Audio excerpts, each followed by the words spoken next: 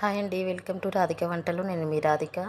ఈరోజు నేను soybean curry చేసి చూపించాలనుకుంటున్నాను. అందుకోసం ముందుగా నేను ఒక స్టవ్ వెలిగించి ఒక గిన్నె పెట్టి వాటర్ బాయిల్ అయిన తర్వాత ఈ సోయాబీన్ అందులో వేసి ఒక ఉడుకు వచ్చే వరకు ఉంచి ఈ విధంగా స్ట్రెయిన్ చేసి పక్కన పెట్టుకున్నానండి.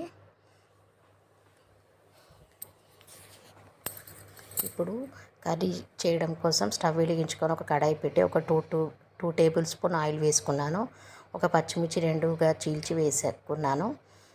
ఒక రెండు పెద్ద సైజు ఉల్లిపాయలు సన్నగా కట్ చేసుకొని వేసుకున్నానండి. ఉల్లిపాయలు ఎక్కువ వేసుకుంటేనే కర్రీకి టేస్ట్ ఉంటుంది. ఉల్లిపాయలు వేసినాక ఈ విధంగా ఒకసారి కలుపుకోవాలండి. స్టవ్ని స్లో ఫ్లేమ్లో పెట్టుకోండి. ఇప్పుడు కొంచెం కొత్తిమీర వేసుకుంటున్నాను.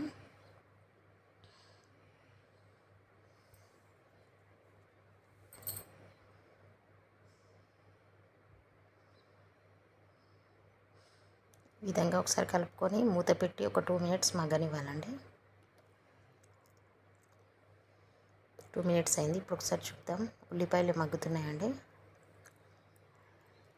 ఒకసారి ఈ విధంగా కలుపుకోవాలి. ఇప్పుడు పావు టీ స్పూన్ పసుపు వేసుకుంటున్నాను. పసుపు వేసి ఒకసారి కలుపుకోవాలి. ఇప్పుడు పావు టీ స్పూన్ అల్లం వెల్లుల్లి పేస్ట్ కూడా వేసుకోవాలండి ఇందులో.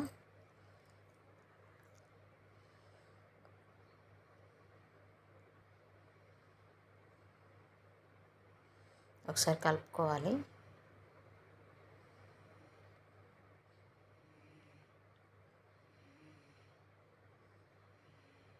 ఇప్పుడు ఒక టమాటా వేసి కలుపుకొని ఈ విధంగా 2 మినిట్స్ టమాటాలు మగ్గేంత వరకు ఉంచాలండి. టమాటాలు మగ్గాయండి. టమాటాలో ఉన్న వాటర్ అంతా వచ్చేసింది ఇందులోకి.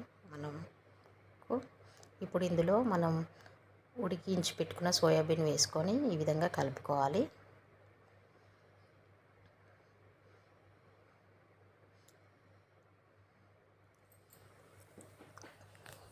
సోయాబీన్ కర్రీ పూరి, చపాతీ, రైస్లోకి చాలా బాగుంటుందండి.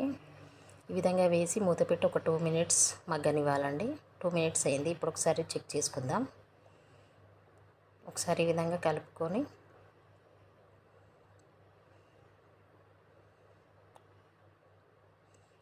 ఇప్పుడు 2 టీ స్పూన్స్ కారం వేసుకుంటున్నానండి.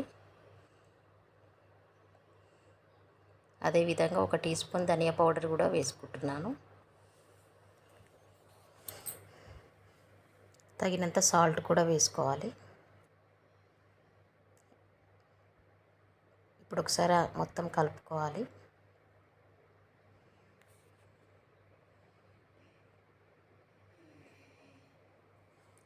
ఒక 10 ml వాటర్ పోసానండి. అంతా ఒకసారి కలుపుకున్న తర్వాత జస్ట్ కారం అవి మనం వేసిన స్పైసెస్ పట్టడానికి ఈ విధంగా కలుపుకొని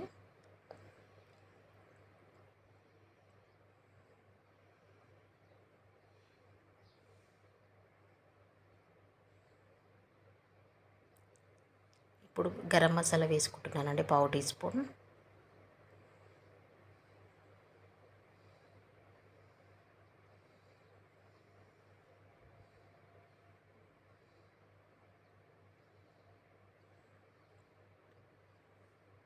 మూత పెట్టి ఒక 1 మినిట్ ఉడకనివ్వాలండి. ఇప్పుడు 1 మినిట్ అయింది. ఇప్పుడు ఇందులో కొత్తిమీర వేసుకుంటున్నాను. కొత్తిమీర వేసుకొని సర్వింగ్ బౌల్లోకి తీసుకుంటే సోయాబీన్ కర్రీ రెడీ అయిందండి. మీరు ఒకసారి ట్రై చేసి చూడండి, చాలా బాగుంటుంది, మీకు నచ్చుతుంది. సోయాబీన్ హెల్త్కి చాలా మంచిదండి.